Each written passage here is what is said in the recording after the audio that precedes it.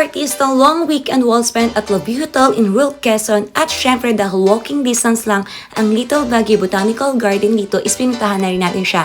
At wala tayong ibang kasama kundi ang family natin dahil ito na yung time para magkasama-sama tayo dahil iba-iba tayo ng agenda sa buhay.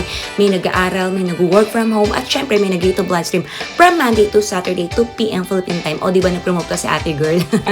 So ikaw mga ka-artista, anong ginawa mo nung long weekend? Saan ka nagpunta? Sinong kasama mo? Sana masaya ka mga ka-artista. At yun lang naman ang ginawa natin. Naglakad-lakad, nag-aura-aura, lapang-lapang, chika-chika. Tumawa ng tumawa. Yun lang yung ginawa natin ng ilang araw. Dahil sabi nga nila, life is short. So dapat enjoy lang talaga natin yung buhay-buhay. So that's it for this video mga ka-artista. Don't forget to smile para lagi ka lang happy at lagi ka lang baby face. See you again in my next video. Thank you for watching. I love you, Mom.